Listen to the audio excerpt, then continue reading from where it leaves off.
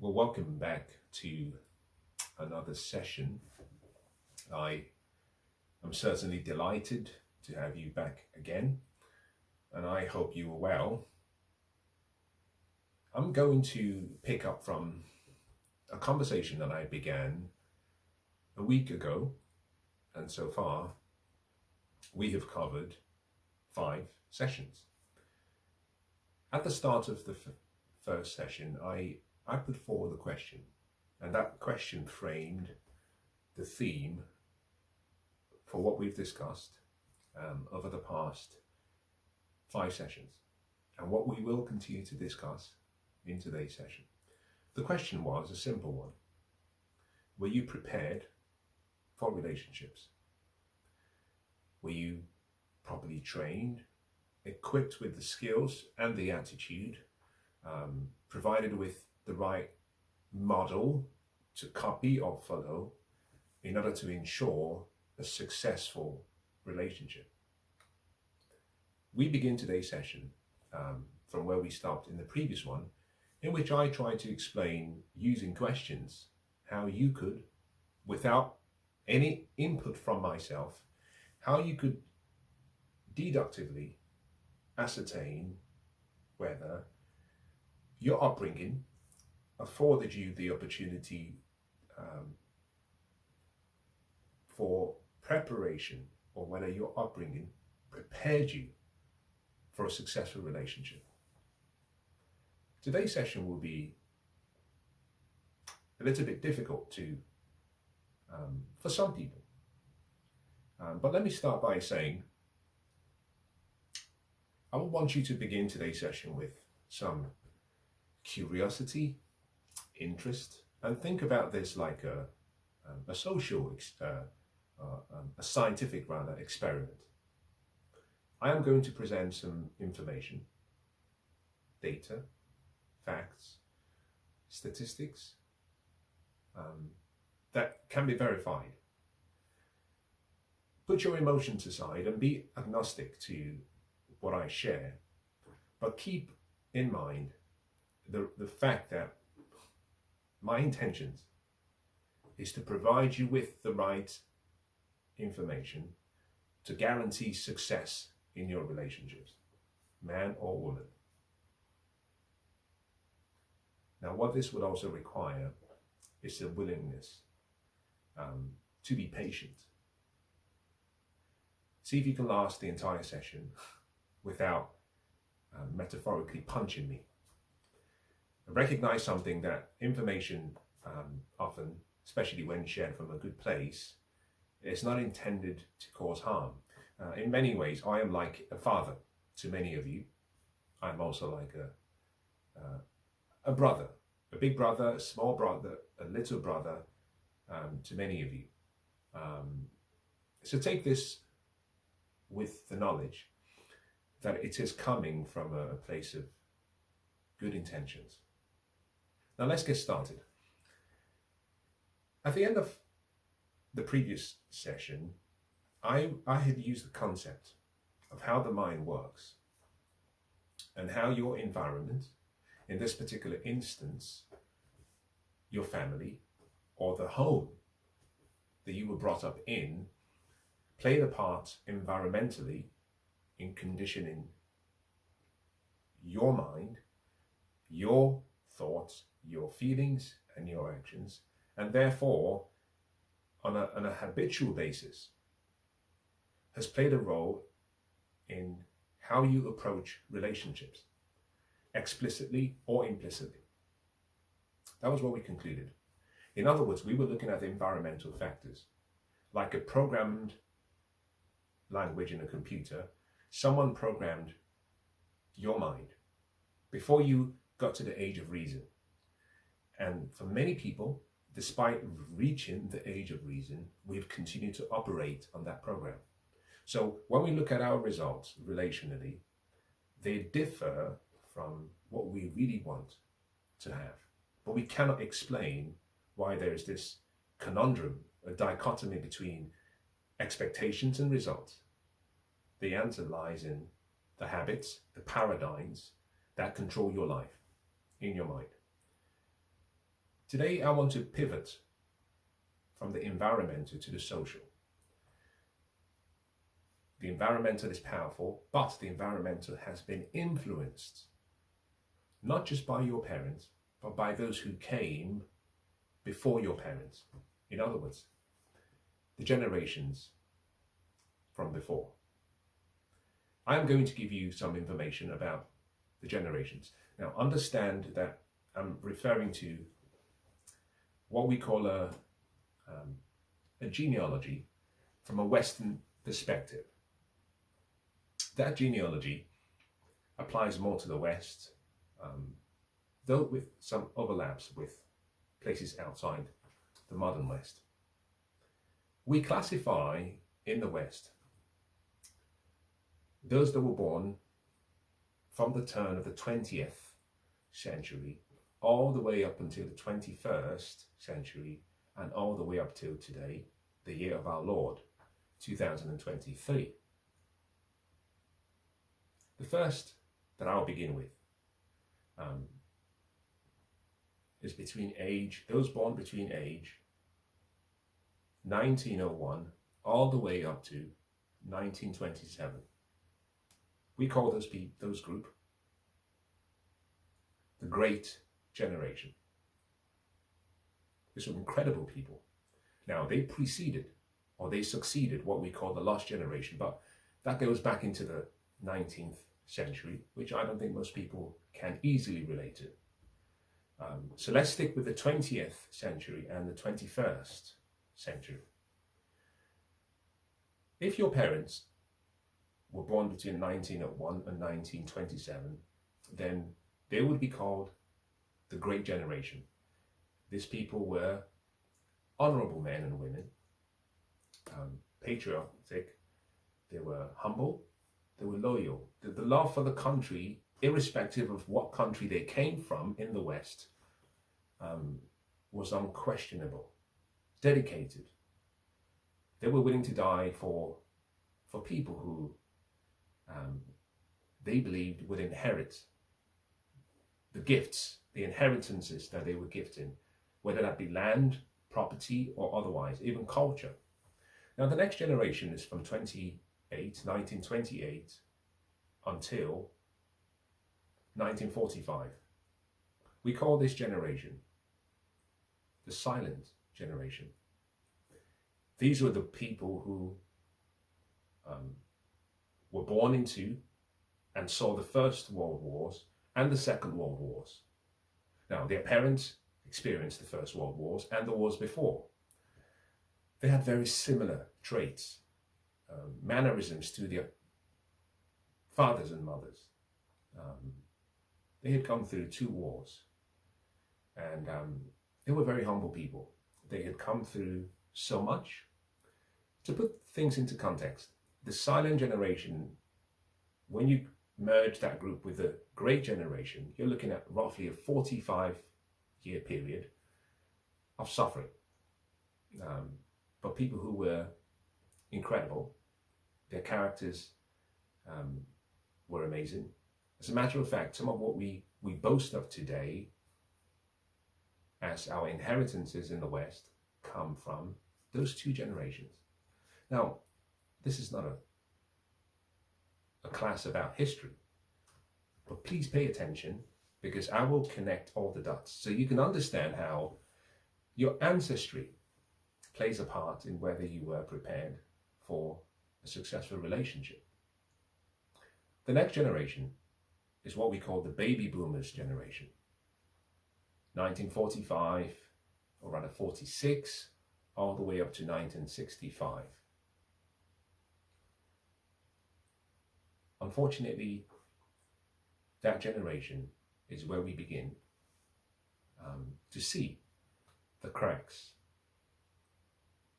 issues with the foundations in the characters and the characteristics and behaviors and ethics and value system of what we have inherited. Now, if you happen to be in this generation, or whatever generation I refer to, this is not a criticism towards you. You see, The Great Generation saw suffering. And to put things in context, in 1920 and prior, the average expectancy age-wise was about 40 years in the UK. A woman will have about 6 children in order to have a guarantee that 2 of them would survive beyond age 14. Things were dire.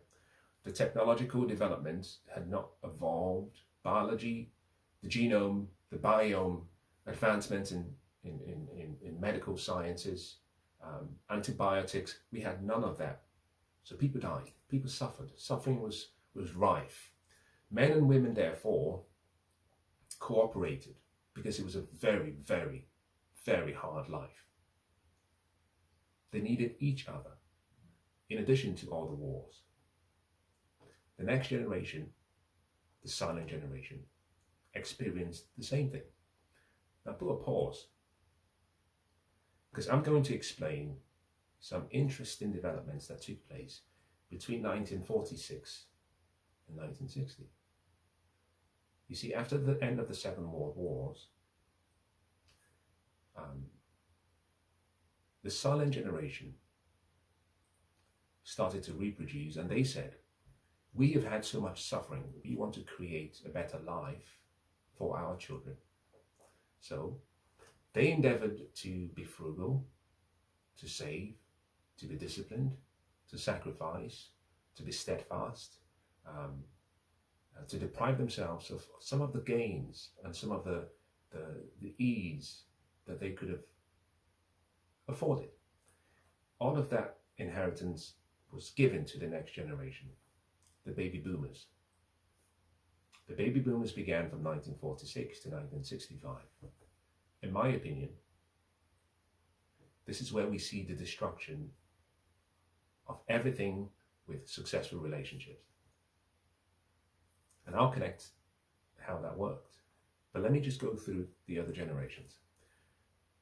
From 1965 to 1980, some people say 81, some may say 82, for the reason being that people were having kids at a delayed stage. The average age for reproducing early in the 20th century was about 20, 21. People started at 16, sometimes 17, but unfortunately the kids did not survive. So 20, 21 was the average age. But from the 1965 period, people delayed because we had a much higher life expectancy and we had all the technological revolutions that began. The next generation after the Generation X is what we call the millennials, Generation Y, which is from 1980, 82, 81 upwards. And then we have Generation Z, etc. Now, if you are listening to me, there is a very high possibility you fall within one of the following generations. Now, you could be Generation X, for my sins. You could be Generation Y. You could be Generation Y, meaning millennial. You could also be Generation Z, or the A generation. Let me connect 2 things. I have talked about the various, or the chronology of the generations that have come before us and those that have preceded and succeeded us or myself. Now you might be thinking, what does this have to do with successful relationships? Now this is where we start to connect the dots. You may have heard about Maslow's hierarchy of needs. Abraham Maslow came up with a pyramid in which he tries to explain that human beings, we have a need. And our need can be grouped into a pyramid. And that pyramid, you have groups of core needs. At the lowest bottom is what we call your physiological needs. Then we have security, then we have love, then we have esteem, and then self-actualization. If you were to place alongside Abraham Maslow's hierarchy of needs, and alongside it you placed the generations that I have just outlined. Beginning from the bottom, the great, silent baby boomers, Generation X, Generation Y, Generation Z, what you find, and this is wonderful, what you find is on our physiological level, and on the next level, what we are looking for is simply food, shelter, and some form of security at the core. Now juxtapose this with the generations. Generation great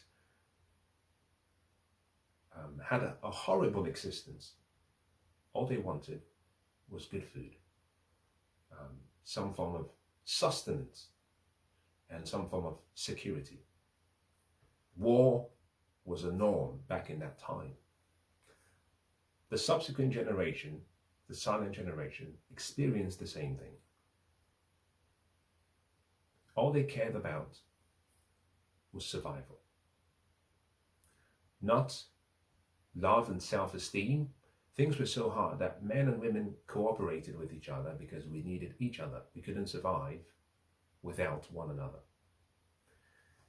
If you plotted both diagrams alongside, what you find is that once you go past physiological needs and the security needs of group, you come into what we call love and belonging, which is where the baby boom generation falls right in the middle. From 1946, things started to get better. And the emphasis was no longer on war, it was on peace. And that the way to win war is through love. Love became what I call the social god. Love and freedom and the liberal movement began. Again, I make no criticisms. I'm trying to show you how sometimes what could be controlling your outcomes could be the seed from which, or the stock from which you have come. The baby boom generation focused on purely love and well-being. The generation that succeeded them, Generation X, focused completely, according to Maslow's hierarchy of needs, on esteem. This is where you saw the self-esteem movement begin. All about self, me. A very selfish generation, Generation X. My generation, I should say, very selfish generation. The baby boomers had seen their parents suffer, so what they did was they rejected all of the inheritances of character, of morals, all of the inheritances of duty, love for country, love for nation, sacrifice, discipline. They said, we don't want to suffer. Plus, all my parents' generation did was fight in wars. We want peace, we want love, and therefore we believe love conquers everything. Now think about that pyramid. At the bottom, what you had were character traits that had come from thousands of generations of sacrifices. The baby boom generation said, we don't need that. So if you pulled out the fact that they didn't have a need for physiological needs because those were met, the world was starting to prosper. They did not have the concern about security because after the Second World Wars, we had a relative period of peace, decades and decades of peace, all things remaining equal, especially in the West. So when people do not have wars and do not have a need for shelter or do not have physiological needs, we focus more on feelings, love, and the simple pleasures of life. We rejected all of the inheritances and effectively we built our foundation on nothing. Then we created and reproduced a generation we call X that focused simply on self-esteem, sadly to their detriment. It was all about feelings, how you feel. It was all about empowering the person to feel as though they were important. It was necessary, but remember, with choices come constraints, consequences, costs, and trade-offs. We would trade enough something so important as our great inheritance from the silent and the great generation, where we saw the two-parent family modeled, a family consisting of a man, a woman, as a minimum, and children, sometimes 2, 3, but the same family having tried 6 times and had the painful experience of burying 4 or 5 kids that died. But the love, the unit was strong. By the baby boom generation, we were ushered into what I call the liberal movement. And in the UK, this is where we start to see a change. 1948, we invented what we call the National Health Service. Not you see with the National Health Service, I should say. But the NHS effectively became a socialised healthcare system. Prior to that, people were responsible for their healthcare, and most people had nothing. Remember, 1948 was the end of the silent generation. It ended in 1946. So before that, people died, but people looked after themselves. Responsibility, duty, obligation to one's health was paramount. You needed a mother to guide you and a father to provide and protect for you. Now, this is where I start to introduce a few concepts: provision, protection, and what we call priesthood, or the priestly duties of a man. Nurturing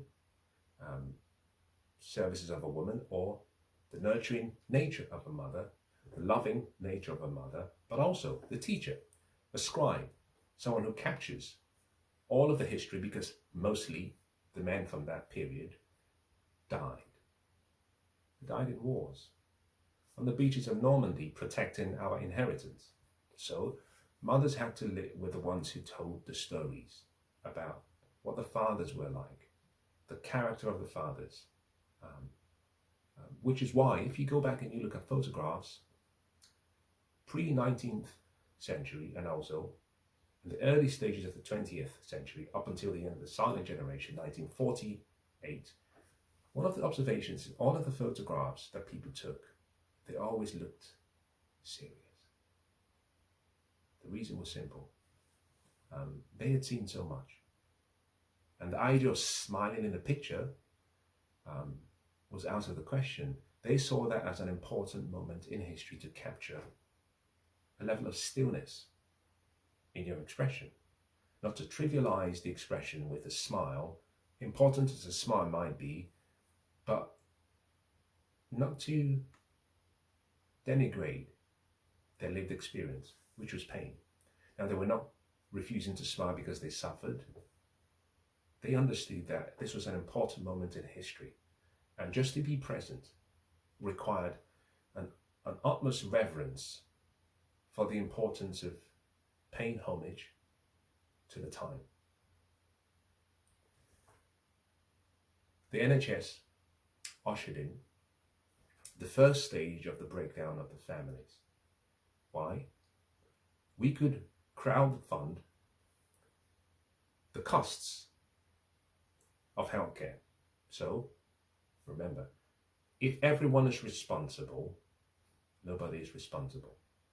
And if everyone is responsible, and therefore no one is responsible, then dad and mum, particularly dad, doesn't have to tell you that you should eat properly, and you should eat your broccolis and your sprouts, and you should have your salads, and you should stay active. After all, if you got ill, someone would pay for that. The government. The country would pay for that. Before the NHS, people just died. So there was a duty to make sure that you were healthy. You looked after yourself. Now, the second introduction as part of the liberal movement in the same year was the act that was passed in Parliament, which is called the Welfare Act. Those two things alone have done more to destroy the family unit than anything else in the past 4,000 years. Now, as you listen to me, you might think it's important to help people who cannot help themselves. I'm not arguing about that. I do not judge policies by their intentions. I simply judge based on their results. And if you were to look at the results, since the Welfare State Act was passed in 1948, but started years before that, what you find was a shift where the state became the surrogate father and the parent, and the biological father was pushed to the side. So what we saw was the following.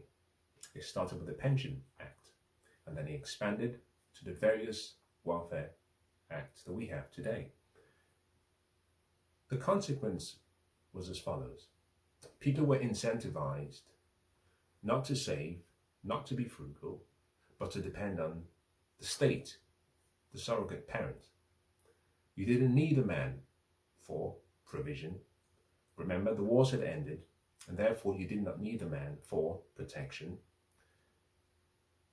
And if you did not need him for provision and protection, then you never needed him for what he had to say as a priest. So we started to see, and this is where the baby boom generation plays a huge part, 1948 to 65. The life expectancy started to increase. People were living longer. Women were encouraged to pursue their dreams, rightfully so. And at the same time, we also then saw one final introduction, which was the womanist feminist movement. Now understand something and make it very, very clear. I'm not referring to the suffragettes, by whom I believe were incredible women fighting for equality, the right to vote, fighting for the opportunity to be considered as normal citizens. All well and good. I'm talking about the movement that began from the 1960s. Now remember, at this point, we usher in Generation X. This was the first generation that was introduced, in addition to the social welfare acts and opportunities, the NHS.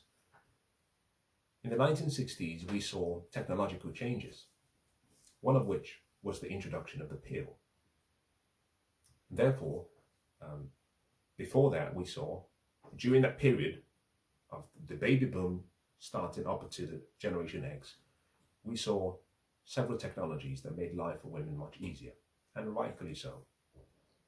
Technologies like tampons, or the introductory stages of tampons, which enabled women to be able to work in offices. We saw technological developments in plumbing, or what we call building services, so that we had the right facilities in offices. Now, I don't think most people understand that if you were to go back and look at the bulk of the homes we have in the United Kingdom, we have a classification we call period buildings. Now, these were buildings that date from the earliest, going backwards, Edwardian, Victorian, Georgian, the Georgian including the Regency. And before that, you had things like the Jacobean, you had William and Mary, you had things like the two others that escape my mind right now. But these were architectural periods, and it goes all the way down to the medieval times. But if you were to look at what was considered the first breakthrough, which was the Victorians, what you find is that a lot of the homes did not have showers and toilets or WCs inside the houses. They were outside the houses. The idea that plumbing was provided to offices was a huge change, because it meant equality. Women could come to work, especially those that went through the period phases on a monthly cycle, could have the privacy of being dignified in a working environment, especially if they were bleeding. So when you connect the technology such as tampons and the pill effectively, for its benefits, created what I call a monster. The consequence that was usually placed on men to ensure that we married a woman first before we got her pregnant was removed. The need for women to stay as virgins was removed. The need for women to pay a consequence if they made a wrong choice in selecting the right mate or having sex before wedlock was removed. So, two things were happening at the same time. The support from the liberal side, from the government, welfare, NHS, and all the other acts, combined with technological revolutions, which created the pill, which created sanitary ware, which created infrastructure in buildings, but also which created tampons, and all of that to empower women, which were all great, created what I call a monster. Remember, choices, consequences, constraints, costs, and trade-offs. The trade-off in all of this culminated in the generation we call Generation X. It was the generation of feelings, self-esteem, and unfortunately, that's when the feminist movement switched into a second phase. 1960s to 1970s, we saw a combination of so many forces working together that has shunned the inheritances of the silent and the great generation, our Judeo-Christian values, the decorum of the family, the teachings of the church, the importance of communities. We let go of all of that. And we simply said, well, we have a surrogate father and a surrogate parent called the state. A woman can be provided for if she needs funds.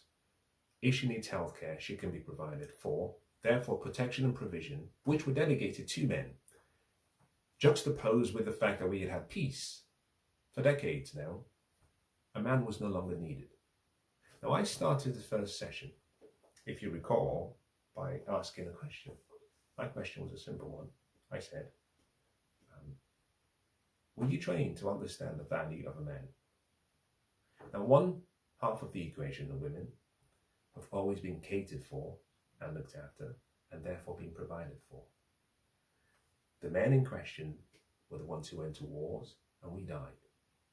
We returned, the few that returned, from the 1945 period, came back to a place where the government had taken over.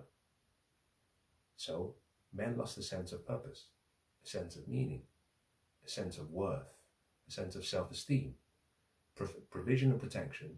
The peace treaty had been done in Versailles. The Treaty of Versailles effectively said, we want peace. The Russians, the Germans, the English, the Americans, and all the allies.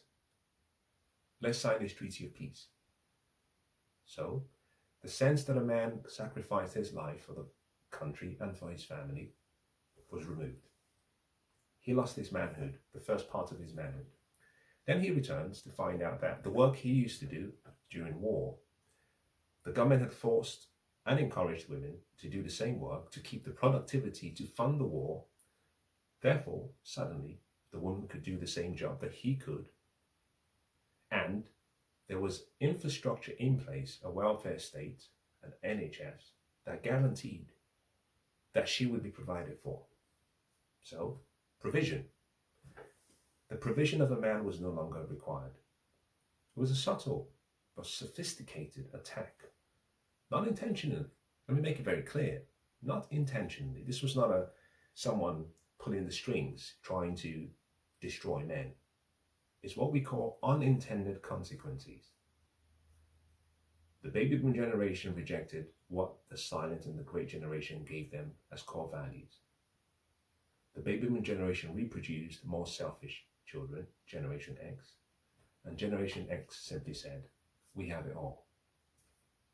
Physiological, safety and security is taken care of. Love and belonging is all we need, and self-esteem.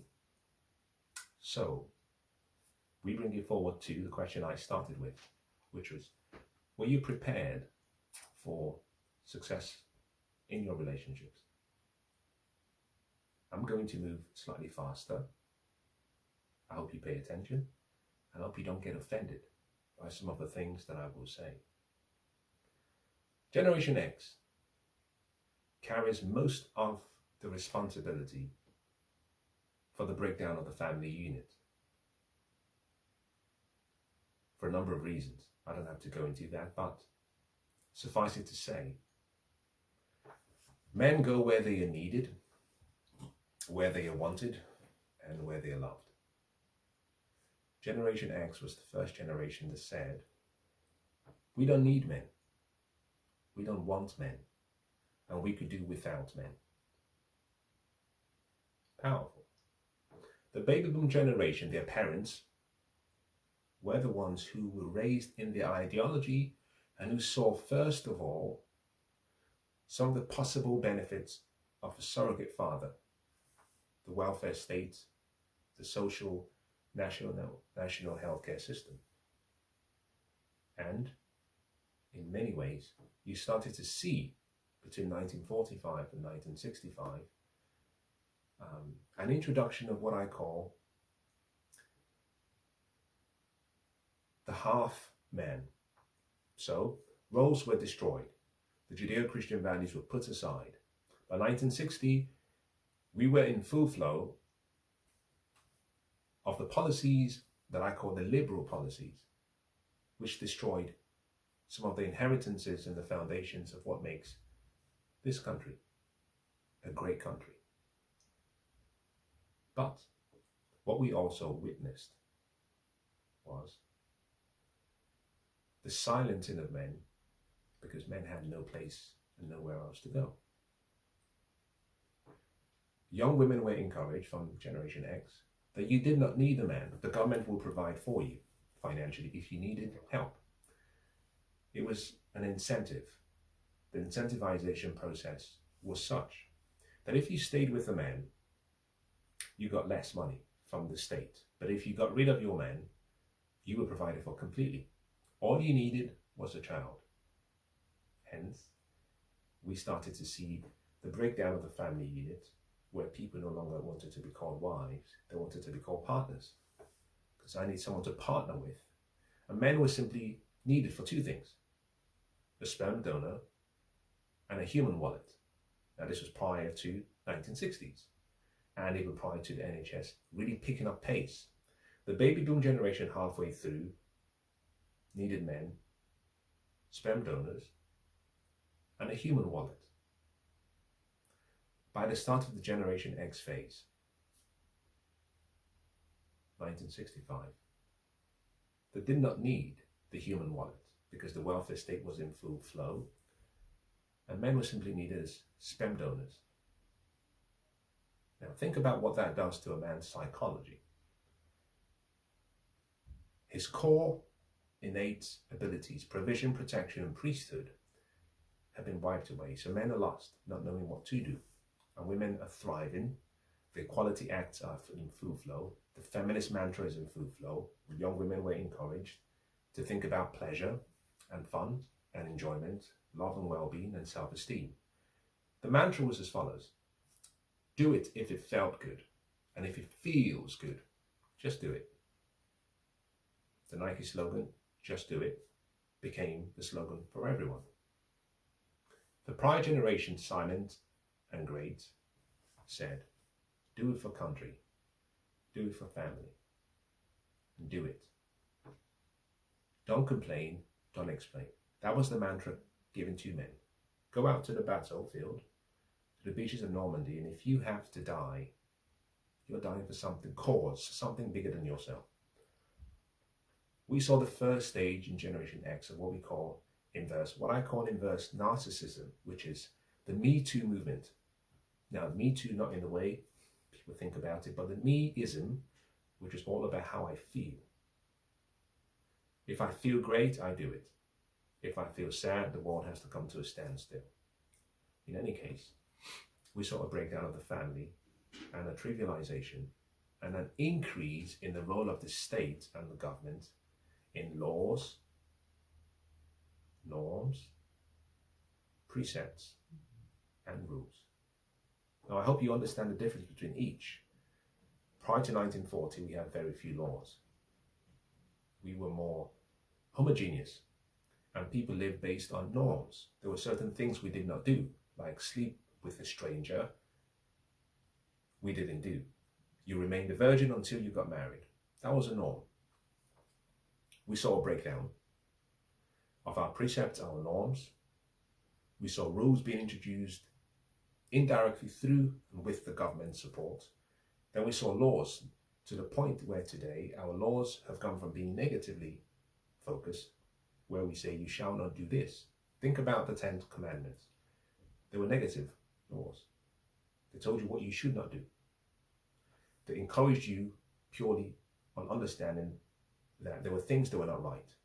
Honor your father and your mother was simply saying, do not disobey your parents. Do not steal, do not kill, and it goes on. Today we have laws where the state has not only pushed the man away, but the state has gotten so involved that they can tell you who you can marry, what you can do within a private space, so much so that it's become a positive process. They're telling you what to do. And if you look through all of the process, the attack has always been on the male self-image, the male frame, the disintegration of the family unit, so much so that today most people do not understand the purpose of a man. Now, the one common denominator that has always remained has been mothers. So, in the UK, as of today, if you were Generation Z, or Generation Y, or even Generation X, Generation X, we saw a third of children being born to single parent families, no men. Generation Y, a number jumped to 40, and what we are finding is if you're Generation Z or A, almost 70% of those children being born were born to families without the presence of a man, or they were born into a family where a man was present, but his parents and his mother feminized him so much so that what you see is a man with a female installation as a software code. Feminized, we call them several names, but feminized so much so they do not have the masculine frame.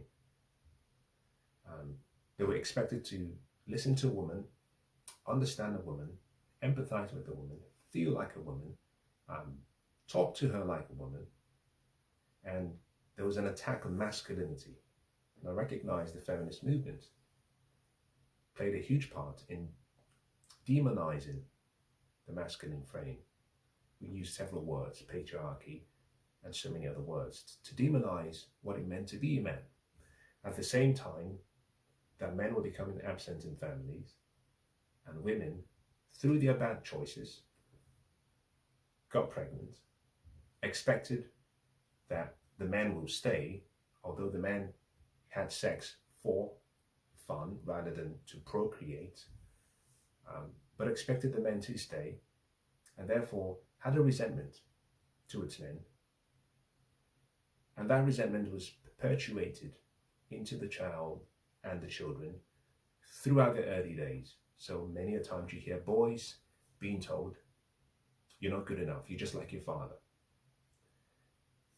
We created 2-3 generations of softer men and boys and sons and harder women. There was a pivot, that there was an inequality in the system, and the focus became empower the young girls and shun all of the boys.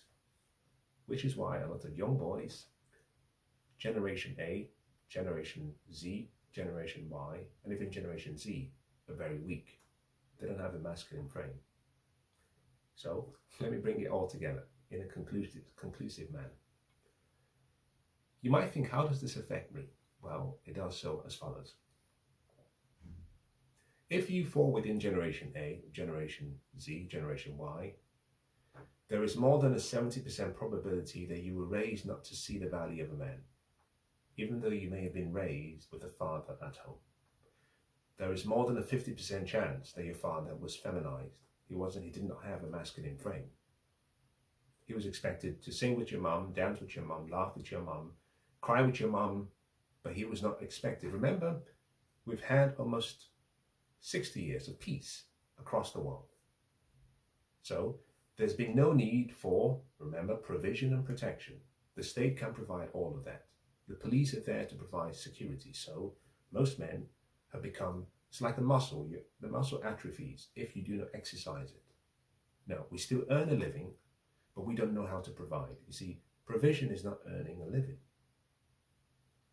Provision goes hand in hand with designing a life, protecting that life through resources, your words. You see, the word becomes flesh. And man shall not live by bread alone. Provision is not simply bringing home the bacon.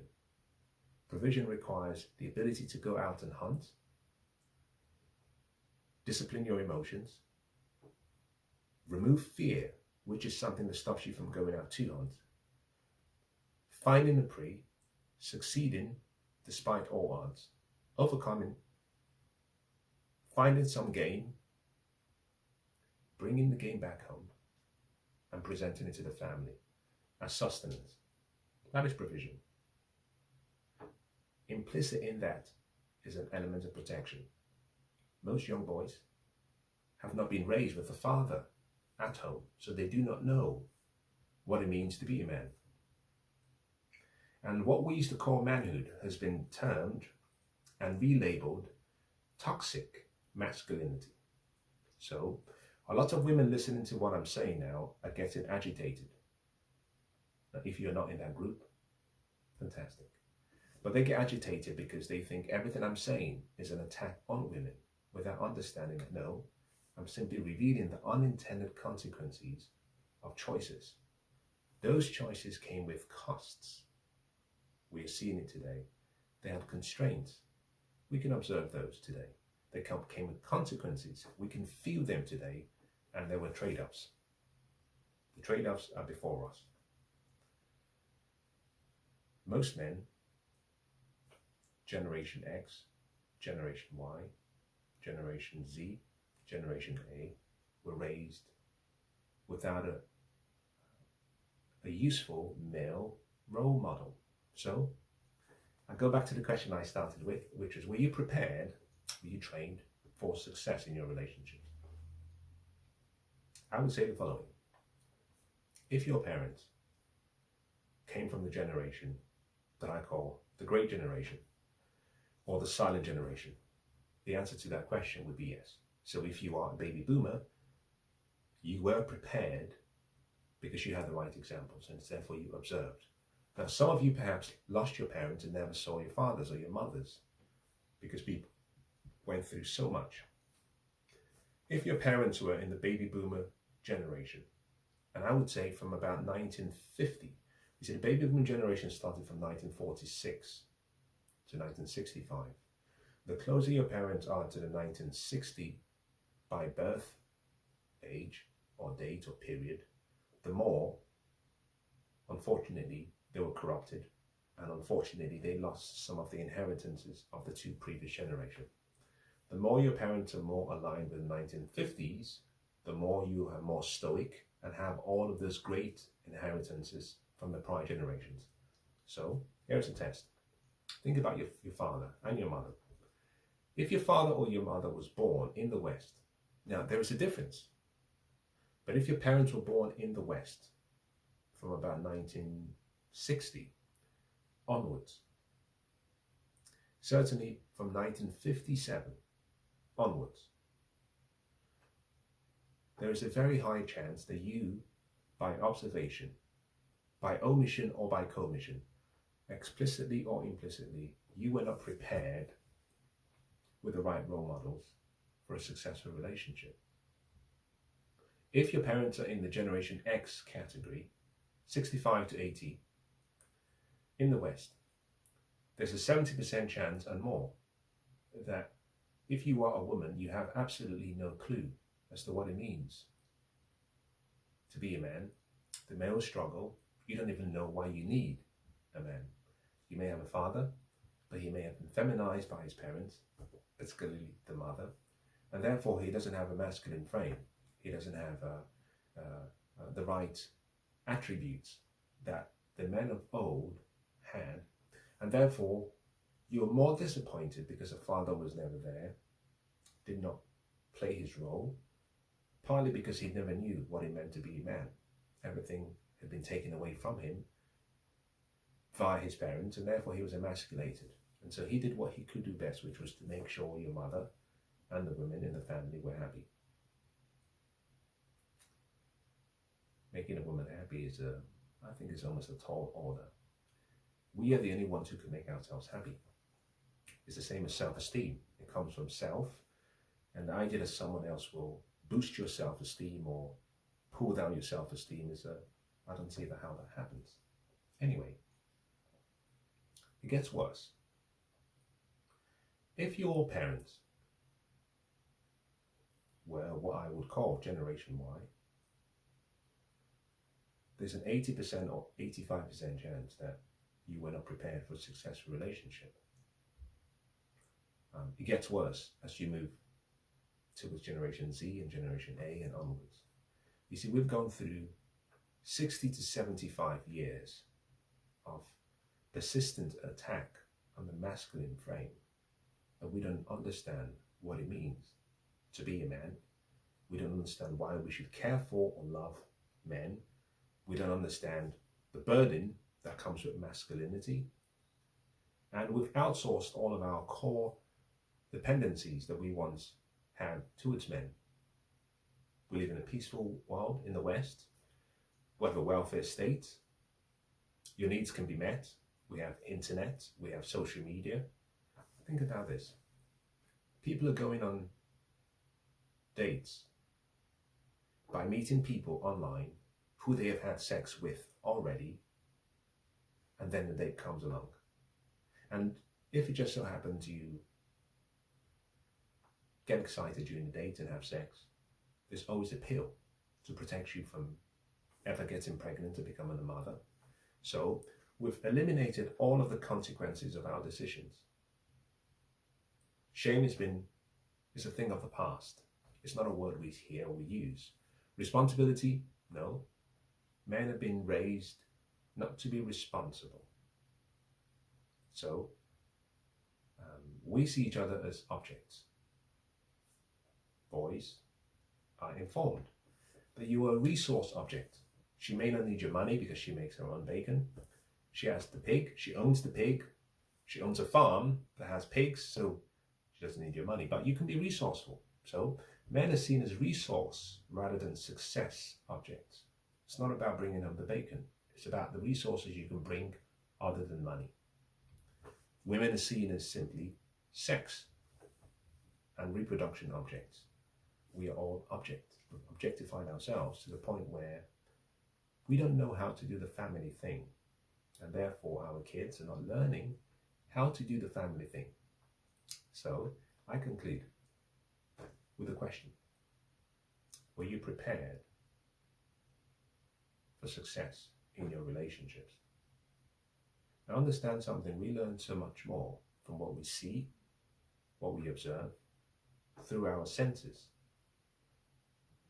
than we do with our intellectual faculties. In other words, smell, sight, taste, touch, all of these faculties, see, smell, taste, touch, feel, they have an impression on our subconscious state and our self-image, more so than our intellectual faculties of imagination, memory, reason, will, and perspective. Most of us are not being trained on how to use our intellectual faculties, so the picture we have in our subconscious mind and that condition that we have as habits based on what we've observed and the role models we have or did not have become preeminent. And our intellectual faculties, which we can use to create the emotional state that gives us the better life and make decisions and change the trajectory of our future, set goals and move towards the goals, are weak because we were not trained. Fathers were not there to teach you how to be stoic, how to think, how to deal with negative emotions, but more importantly, how to use your intellectual faculties to create the emotional state you want. And therefore, what we are doing is like zombies, we're repeating what we saw. Now, remember, someone else may have programmed the language that has controlled your life up until today. Today, you get a chance to reprogram and rewrite the script or the program for the future, whilst another person may, and the generations before, may be responsible for the outcomes in your life. After listening to this today, you can make a decision that you will take matters into your hand and rewrite the script for yourself and the next generations. I'm going to cover in can start. Now, I hope it hasn't been too heavy to accept, but I hope it's been useful.